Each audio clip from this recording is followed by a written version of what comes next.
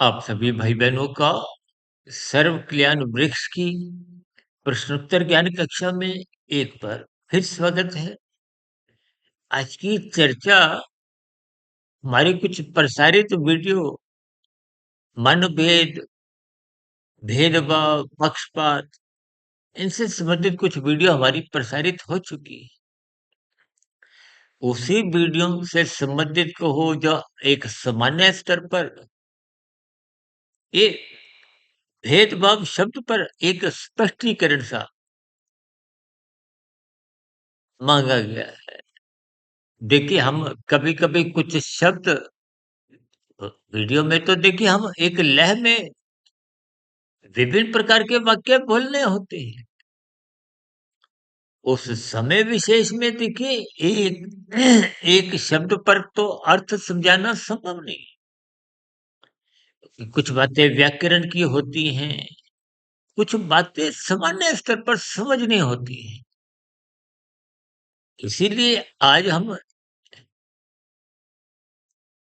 एक भेद भाव यानी कि भेद की स्थिति अलग है, भाव की अलग है। इन दोनों को जब मिला दिया जाता है तो शब्द क्या बनता है? भेदभाव। अक्सर हमारी देखिए प्रयास होते हैं कि शब्दों के अर्थ जो उसी में ही छिपे होते हैं, शब्दों को संधि विच्छेद करो। अक्सर हम इन स्थितियों को जैसे डॉक्टर लोग भी देखिए एक सूक्ष्म निरीक्षण करने के लिए पोस्टमार्टम करते हैं। किसी की मृत्यु कैसे हुई, किन्हीं कानूनी स्थितियों में वो एक पोस्टमार्टम की स्थितियां होती हैं। इसी तरह शब्दों के स्तर पर भी आप उनके छोटे-छोटे टुकड़े करते हुए उनके अर्थ ढूँढो।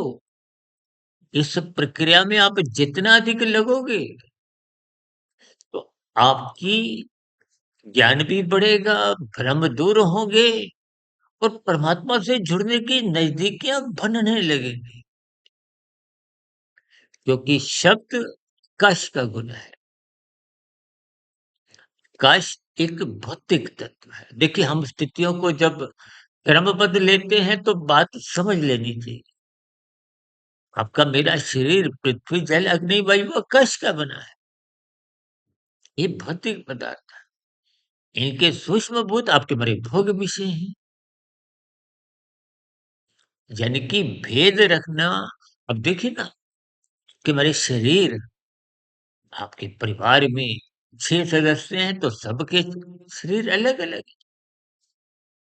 तो कभी मेट्रो में बैठे हो, मेट्रो में 30, 40, 50, 70, 100 इंसान आपको आस-पास के नज़र आते हैं। सबकी शक्लें अलग-अलग हैं। सबके पहने हुए वस्त्र भी लगभग अलग-अलग आप पाओगे। यहाँ तक कि किसी के चप्पल जूते आप थोड़ा दृष्टिपात करो, अलग-अलग होते हैं। ये भेद बाहरी तल के हैं। देखिए बात भेदभाव शब्द की आपने समझनी है।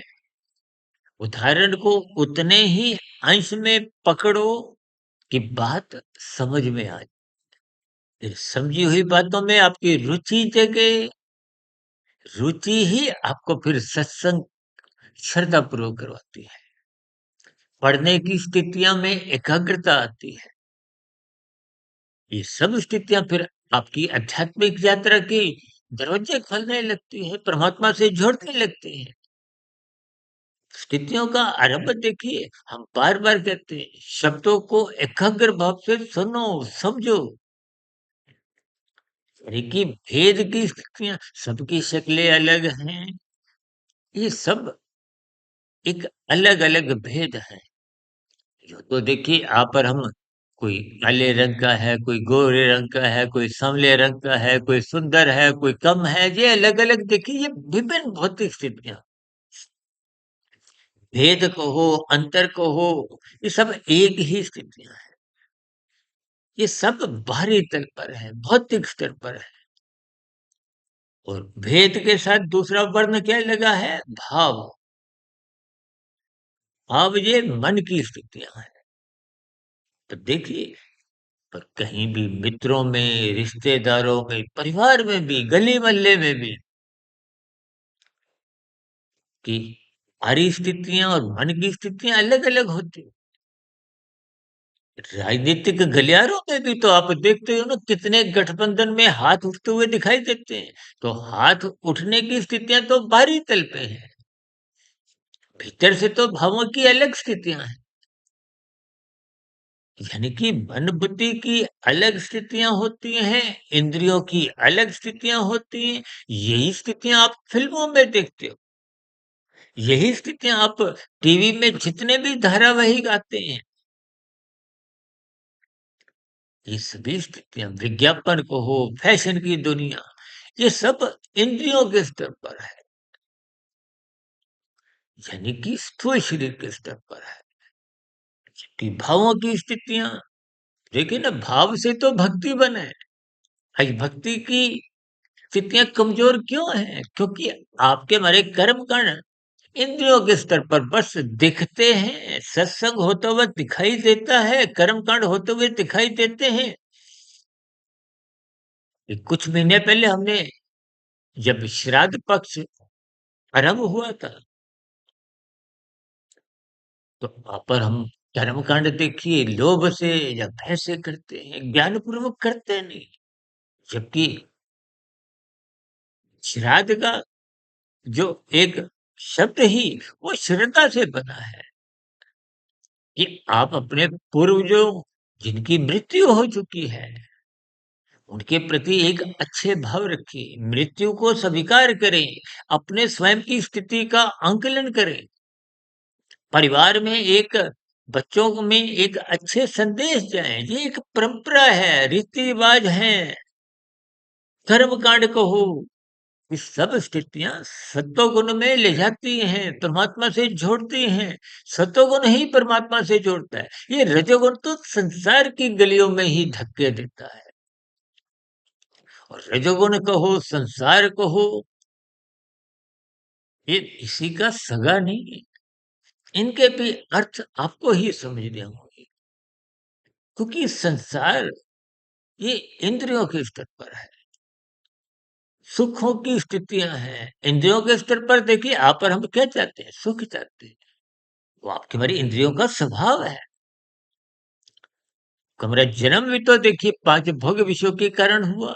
ये एक सजातीय समझ, इसकी व्यवस्था को समझना चाहिए। देखिए, तमोगुण, रजोगुण, सत्वगुण, बार बार हम शास्त्रों की बातों को उठाते हुए समझाते हैं। तमोगुण का अभिप्राय अर्थ से है, धन से है, पदार्थों से है। रजोगुण का अभिप्राय क्रिया से है, और सत्वगुण का अभिप्राय ज्ञान से है। बिना ज्ञान के देखिए, सुख तो सारे ही पदार्थों के हैं, और भोगने वाला कौन है? वो भी तो आपका हमारा शरीर है, ये भी पदार्थों का बना है। आपके हमारे जितने भी सुख सुविधा के साधन है, वो पृथ्वी से अलग नहीं, वायु आकाश के ही तो है। गंध, रस, रूप, स्पर्श, शब्द, ये पांच भोग्य विषय हैं। आपका मेरा शरीर क्या है? पृथ्वी से अलग नहीं, वायु आकाश का। शमशान घाट में मृत्यु के समय अक्सर ऐसी पंक्तियां बोली जाती हैं, कि पांच तत्वों का बना था, पांच तत्वों में ही लीन हो गया। इसका अभिप्राय क्या है? कि आप मृत्यु से पूर्व तक संसार को भोगना चाहते हैं, तो वो इंद्रियों का स्वभाव है। इसीलिए शास्त्र कहते हैं सत्संग करो। सत्संग का मतलब धर्म है। धर्म का अभिप्राय धारण करने की एक वृत्ति से है, विचार से है, कि आप परमात्मा के मार्ग पर चलो, गुरु को सुनो, शास्त्र को पढ़ो। ये कर्मकांड आपको में सत्वगुण का रास्ता दिखाते हैं। एक बार हमने वीडियो बनाई थी, धर्मकांड एक फ्लाईओवर। आज आप हम जब भी सफर पे निकलते हैं, आजकल तो कितने बड़े बड़े हाईवे पे देखिए, ये फ्लाईओवर से एक लंबे लंबे से बन गई। कुछ रोज पहले भारत में, दिल्ली में एक द्वारका एक्सप्रेस का उद्घाटन आदरणीय प्रधानमंत्री जी ने किया। तो ये विभिन्न प्रकार के, ने टोल टैक्स का सुना ही है। ये सभी स्थितियां, ये आपको में जल्दी पहुंच जाती है।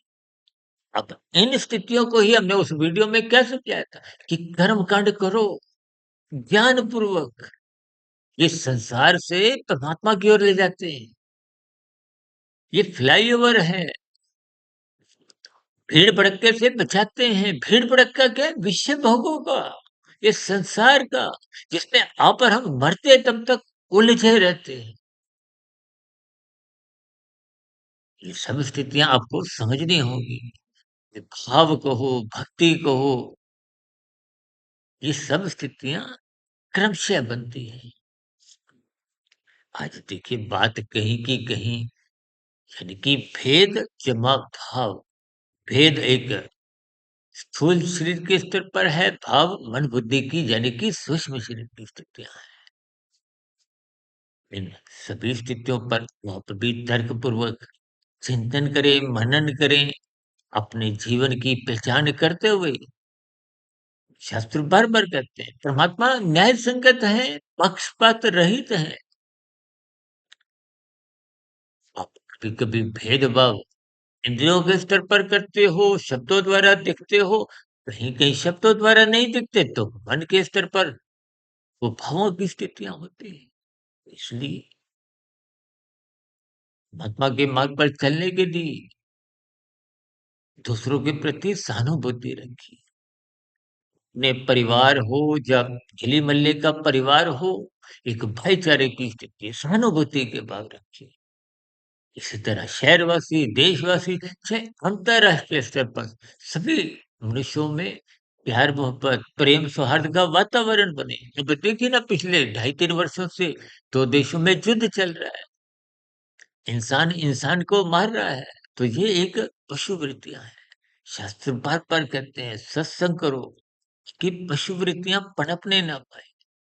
आज पशु वृत्तियाँ नाचने लगी क्योंकि अर्थ और काम का दौर चल रहा है। धर्म की स्थितियाँ कमज़ोर होने लगी हैं। स्थितियों की समय के रहते पहचान करें, यानी कि परमात्मा के मार्ग पर चलते हुए इन भेदभाव की स्थितियों में मत उलझिए। परमात्मा से जुड़िए, सभी जीवों के प्रति सहानुभूति रखिए। निश्चित रूप से प्रकृति के अन्य जीवों के प्रति भी आपके भाव सहानुभूति के रहेंगे। आज जो प्रकृति के वातावरण में भी दोष आ गया है, प्रदूषण हो गया है, इन सभी स्थितियों से भी आप निजात पाएँगे। ये प्रकृति का सौंदर्य है, में कमजोरी नहीं आएगी। यानी कि बाहरी वातावरण में भी सतयुग की स्थितियाँ, मन बुद्धि के स्तर पर भी सतयुग की स्थितियाँ, महात्मा के मार्ग पर चलने की प्रवृत्ति बनती जाएगी। स्थितियों के संकेत समझे, कुल मिलाकर परमात्मा से जुड़े।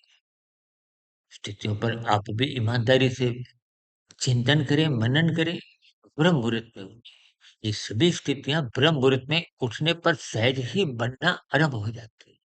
ऐसे सभी सात्विक शुभ स्थितियाँ आपके जीवन में भी बने। इन्हीं शुभकामनाओं के साथ आज की चर्चा विशेष जो बहुत ही कुछ दार्शनिक स्तर पर कहो, कुछ अलग स्थितियों में जैसे-जैसे परमात्मा ने ब्रह्म मुहूर्त समय विशेष में कुछ प्रेरित किया, विचार आते गए, चर्चा बढ़ती गई। तो देखिए प्रसारण का समय तो शाम का आप सुन ही रहे हो, लेकिन हमारी सभी वीडियो चाहे वो शॉर्ट्स की हो, सुबह आध्यात्मिक ऑक्सीजन की हो और ब्रह्म मुहूर्त की तो हमारी यही सभी वीडियो जो आज तक 4800 से अधिक बनी है, 99.99% हमने ये ब्रह्म मुहूर्त जो उससे भी पूर्व समय में ही बोलने की स्थितियाँ रखी। आप भी इस समय का लाभ उठाएँ, ब्रह्म मुहूर्त में उठें, परमात्मा से जुड़ें, अपने जीवन को सार्थक करें। इन्हीं शुभकामनाओं के साथ चर्चा विशेष को यहीं विराम देते हैं। आपकी प्रतिक्रियाओं का नीचे कमेंट्स बॉक्स पर जब प्रश्नोत्तर ज्ञान कक्षा में स्वागत है। चर्चा विशेष को सुनने के लिए आप सभी भाई-बहनों का बहुत-बहुत धन्यवाद।